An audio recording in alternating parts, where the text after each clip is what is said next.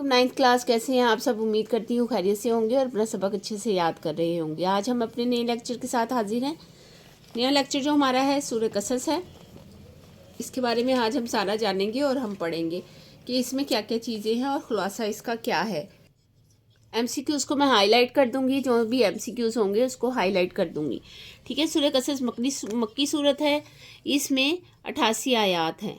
ये दोनों MCQs हैं। पहली बात तो ये आप निशान लगा लें। उसके बाद हम इसकी वजह तस्मीयाँ देखेंगे और ये आयत नंबर 25 में इस कसस का जिक्र किया गया है। सूरह नंबर 25 में ही जिक्र किया गया है, तो इसलिए इसका नाम कसस रखा गया है। सूरह कसस मक्का मुकर्रमा में नाजिल हुई आखिरी सूरत है, क्योंकि इसकी आयत 85 इस वक्त नाजिल हुई थी जब हज़रत मोहम्मद सल्लल्लाहु अलैहि वसल्लम खातमुन नबिय्यीन हिजरत के गर्ज से मदीना मुनव्वरा के लिए रवाना हो चुके थे। इस सूरत की 25 में कसस का लफ्ज़ आया, इसी मुनासबत से इसका नाम सूरह कसस रखा गया है। ये वजह तस्मिया है। ठीक है, ये वजह तस्मिया है, ये भी आ जाती है। सूरह कसस का खुलासा क्या है? हज़रत मूसा अलैहिस्सलाम का जिक्र करके हज़रत मोहम्मद रसूलुल्लाह खातमुन नबिय्यीन सल्लल्लाहु अलैहि वसल्लम की रिसालत और आपकी दावत को सच्चाई को साबित करना है, दावत की सच्चाई को साबित करना है। सूरह कसस का मतलब, अब इसका थोड़ा सा खुलासा मैं आपको बता देती हूँ एज़ पर रूटीन, जैसा कि हर बार ही बताती हूँ। अब सूरह कसस में जो है वो 25वीं आयत नंबर 25 में कसस का जिक्र है, इसीलिए इसको सूरह कसस का नाम दिया गया। ठीक है, सबसे पहले तो ये क्लियर हो गया। इसके लुगत के एतबार से जो इसका मतलब है वो ये है कि तरतीब वाइज जो किस्से बयान किए जाते हैं ना, उसको कसस कहा जाता है। ज़माने नज़ूल इसका दौर मुतवस्सत ही है मक्का का, जैसा कि मैंने पहले बताया था कि सूरह शोरा, सूरह नमल और सूरह कसस का ज़माने नज़ूल करीब करीब है। साबिक सूरत से इसका क्या ताल्लुक़ है? इसका सूरत का ये ताल्लुक़ है कि ज़्यादा फ़र्क नहीं है, बल्कि साबिक सूरतों में चीज़ों को बातिल किया गया है, तो इसमें भी चीज़ों को बातिल करके आप सल्लल्लाहु अलैहि वसल्लम की रिसालत और उनकी दावत को सच्चा साबित किया गया है। ये लास्ट में भी लिखा है। असलूब और नहज इस्तदलाल सूरह नमल से मुख्तलिफ है।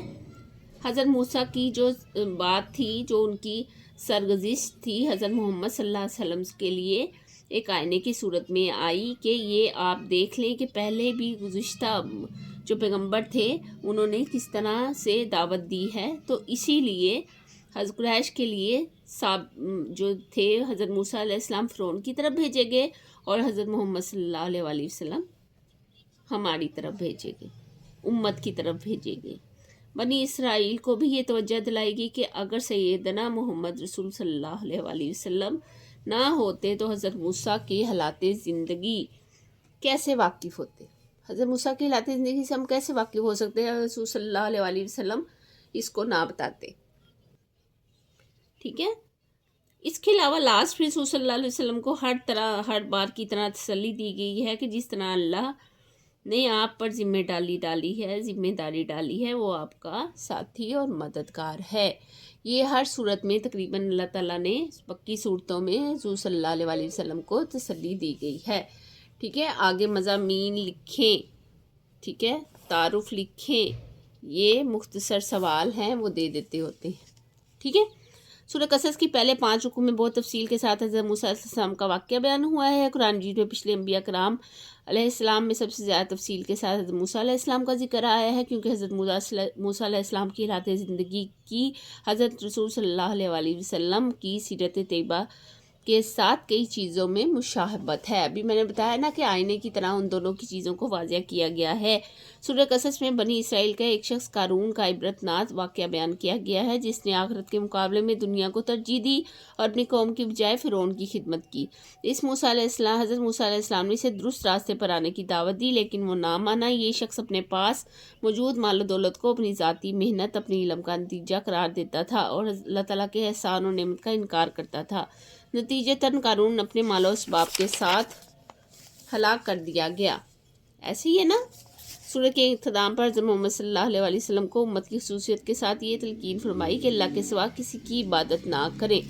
इल्मी और अमली नुकात में सूरह कसस के मुताले से जो इल्मी और अमली नुकात मालूम होते हैं, जालिम लोगों को तकसीम करके इन पर हुकूमत करते हैं। हुकमत और दानाई इल्म अल्लाह ताला की ख़ास नेमतें हैं जो ख़ास बंदों को अता होती हैं। ہدایت صرف اللہ تعالیٰ کی توفیق سے حاصل ہوتی ہے، اس لیے ہمیں اللہ تعالیٰ سے ہدایت کی دعا کرتے رہنا چاہیے۔ دنیا کی نعمتیں ساز و سامان آخرت کی بہترین اور ہمیشہ باقی رہنے والی نعمتوں کے مقابلے میں حیثیت نہیں رکھتی۔ اللہ تعالیٰ نے ہمارے لیے دن اپنا فضل یعنی رزق تلاش کرنے اور رات آرام کے لیے بنائی ہے۔ ہمیں اپنے علم اور صلاحیتوں پر اترانا نہیں چاہیے، کیونکہ یہ سب اللہ تعالیٰ کا فضل ہے۔ اللہ تعالیٰ کو ناراض کر کے کمایا ہوا مال ہلاکت اور بربادی کا سبب بنتا ہے۔ آخرت کا گھر ان پرہیزگاروں کے لیے ہے جو زمین میں نہ بڑائی چاہتے ہوں نہ فساد۔ اللہ تعالیٰ کی ذات کے سوا ہر چیز ہلاک ہونے والی ہے۔ ہمیں شرک سے بچنا چاہیے اور صرف اسی کی عبادت کرنا چاہیے۔ تمام انبیاء کے جو قصے سنائے گئے ہیں وہ اسی حوالے سے سنائے گئے ہیں اس سورہ قصص میں۔ کر لیا ہم نے سارا، اب ہم کریں گے ایکسرسائز میں کیا ہے؟ ایکسرسائز میں درست جواب کی نشاندہی کریں، ٹھیک ہے۔ حضرت محمد رسول اللہ خاتم النبیین صلی اللہ علیہ وآلہ وسلم کی سیرت طیبہ مشابہ ہے۔ کس کے؟ حضرت نوح علیہ السلام کے، حضرت موسیٰ علیہ السلام کے، ابراہیم علیہ السلام کے، یا حضرت عیسیٰ علیہ السلام کے؟ حضرت موسیٰ علیہ السلام پہ۔ یہ ٹک کر دیا میں نے۔ قارون کا تعلق تھا بنی اسرائیل سے، ٹھیک ہے، قوم عاد سے، لوط سے یا قوم سمود سے، تو بنی اسرائیل پہ ٹک کر دیا۔ قارون اپنے مال و دولت کو نتیجہ تن قرار دیتا تھا ذاتی محنت اور علم، ٹھیک ہے، یہ اس پہ یہاں پر ہم نے ٹک کر دیا۔ آگے ہے مکہ مکرمہ میں نازل ہونے والی آخری سورۃ القصص ہے۔ ہدایت حاصل ہوتی ہے علم حاصل کرنے سے، صبر کرنے سے، مال خرچ کرنے سے، اللہ کی توفیق سے۔ جس کو اللہ توفیق دیتا ہے اسی کو ہدایت حاصل ہوتی ہے۔ مختصر جواب دیں، سورہ قصص کو یہ نام کیوں دیا؟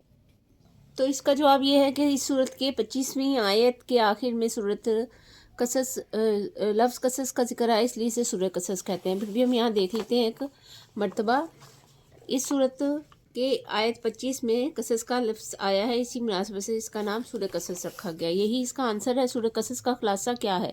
خلاصہ میں نے رینڈملی آپ کو سارا بتا دیا تھا اورلی، پھر بھی یہاں پہ یہ ہے کا خلاصہ، سورہ قصص کا خلاصہ حضرت موسیٰ علیہ السلام کا ذکر کر کے حضرت محمد رسول اللہ خاتم النبیین صلی اللہ علیہ وآلہ وسلم کی رسالت اور آپ کی دعوت کی سچائی کو ثابت کرنا ہے، ٹھیک ہے۔ آگے ہے سورہ قصص کے علمی اور عملی نکات میں سے کوئی دو تحریر کریں۔ علمی اور عملی نکات میں سے ہم دیکھ لیں گے یہاں پہ کچھ بھی جو بھی آپ کو صحیح لگے آسان لگے وہ آپ نے یاد کر کے دو لکھ دینے۔ قارون کے بارے میں آپ کیا جانتے ہیں؟ قارون یہودیوں کا ایک بنی اسرائیل کا ایک بہت رئیس انسان تھا۔